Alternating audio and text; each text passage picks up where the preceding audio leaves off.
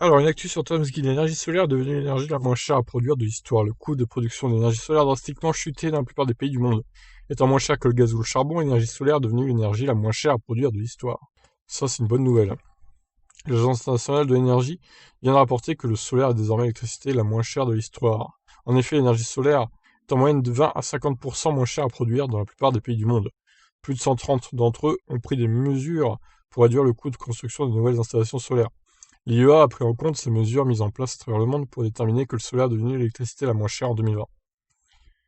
Ce qui était étonnant, c'est que c'était pas encore le cas, quoi. Le coût de production de l'énergie solaire va continuer à baisser, ce qui contribuera à renforcer sa domination sur le marché au cours de la prochaine décennie. D'ailleurs, l'énergie solaire avait déjà enregistré un record historique en 2017 et était devenue la source d'énergie renouvelable la plus performante.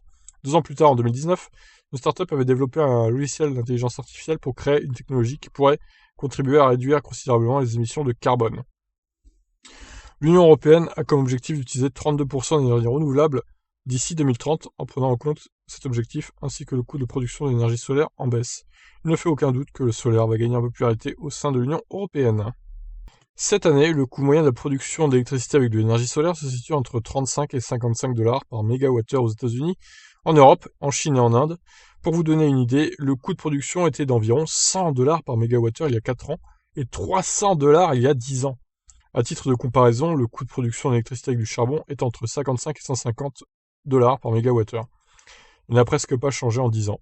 Enfin, l'Agence internationale de l'énergie estime que la demande en électricité, relativement basse en ce moment, augmentera une fois que la pandémie du Covid-19 sera contrôlée et que l'économie mondiale se redressera.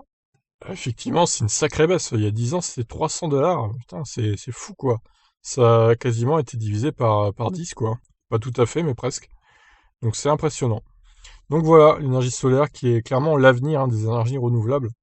Avec ça et les éoliennes, du coup, c'est un bon duo, on va dire. Voilà, je vous laisse réagir. Ciao.